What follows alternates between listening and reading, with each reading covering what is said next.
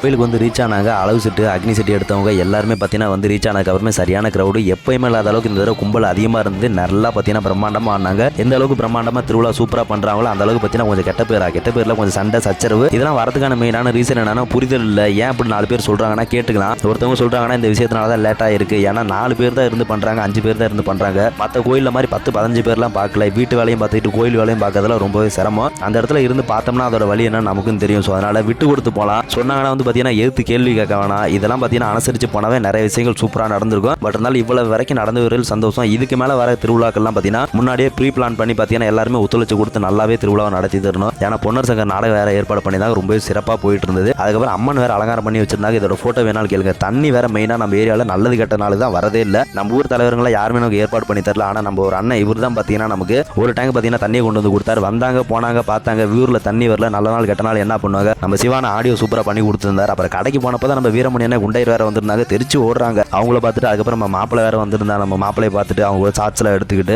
ஒரு வழியா அன்னைக்கு சாயங்காலம் பார்த்தீங்கன்னா மாவிளக்க விட்டாச்சு. நைட்டு பார்த்தீங்கன்னா மஞ்சள் நீரை விட்டாச்சு. அடுத்த நாள் காலையில் பொன்னர் சங்க நாடகத்துக்கு தான் பிடிக்க மாதிரி இருந்தது. ஏன்னா ஒரு சில மெடிக்கல் இஷ்யூனால பார்த்தீங்கன்னா வீடியோ எடுக்க முடியாமல் போயிடுச்சு. காலையில் நாடகம் சூப்பராக நடத்தி கொடுத்துருந்தாங்க. அது மட்டும் இல்லாமல் டில்லி தினேசன குரூப் தானே வந்திருந்தாங்க பேரூர்ல இருந்து. அவங்க எப்போ வந்தாலுமே சூப்பராக பண்ணி தருவாங்க. நாடகம் சிறப்பாக இருந்துச்சு. ஊரில் திருவிழாவும் நல்லா தான் நடந்துச்சு. பட் இருந்தாலுமே ஒரு சில விஷயங்கள் பார்த்தீங்கன்னா ஒத்துழைக்க மாட்டேங்கிறாங்க. ஒரு சில விஷயங்கள் பார்த்தீங்கன்னா புரிஞ்சுக்க மாட்டேங்கிறாங்க. அவங்க சொல்லிட்டாங்க இவங்க சொல்லிட்டாங்கன்னு தான் சொல்றாங்க. ஏன் சொல்றாங்க எதனால சொல்றாங்கிறத புரிஞ்சுக்கவே மாட்டேங்கிறாங்க. அது மட்டும் எப்பயுமே நம்ம மக்கள்கிட்ட புரிதலே கிடையாது. 4 பேர் பண்றாங்கன்னா இதனால தான் லேட் ஆயிருக்கும், இதனால தான் வந்து கொஞ்சம் இதாகிடுச்சு அப்படிங்கிறது பார்த்தீங்கன்னா அட்ஜஸ்ட் பண்ணி போனால் எல்லா விஷயங்களுமே சூப்பராக பண்ணிக்கலாம். பட் ஆனால் அவங்களும் புரிஞ்சுக்க மாட்டேங்கிறாங்க. பெரிய ஆளுங்க சைடு இருந்து எது எடுத்து சொல்ல மாட்டேங்கிறாங்க. நீ சொல்றதை நான் கேட்கறத, நான் சொல்றதை நீ கேட்கறத போட்டி போட்டு வீதம் போட்டு நடத்தினாவே எந்த ஒரு விஷயமே நல்லா இருக்காது. விட்டு கொடுத்து போங்க, புரிஞ்சுங்க. யாருமே நம்பி இருக்காதீங்க. நம்மளால நம்ம கையை ஊண்டி தான் எந்திரிக்கணும். எப்பயுமே யாருமே நம்ம நம்பி இருக்கக்கூடாது. நம்ம கோயில் திருவிழா நம்ம தான் நடத்தணும், நம்ம தான் சந்தோஷமா இருக்கணும். என்னைக்குமே ஒரு விஷயம் ஞாபகம் வச்சிருக்கேன். யாருமே நம்ம நம்பி இருக்கக்கூடாது. எதாக இருந்தாலும் நம்மக்குள்ளே பேசி முடிச்சுக்கணும், நம்மக்குள்ளே இருக்கணும். அது மட்டும் இல்லாமல் நம்ம 4 பேருக்கு நல்லது சொல்லணும், 4 பேர் ஆரியூரோ சொல்ற மாதிரி இருக்கணும். யாருமே நம்பி இருக்கக்கூடாது.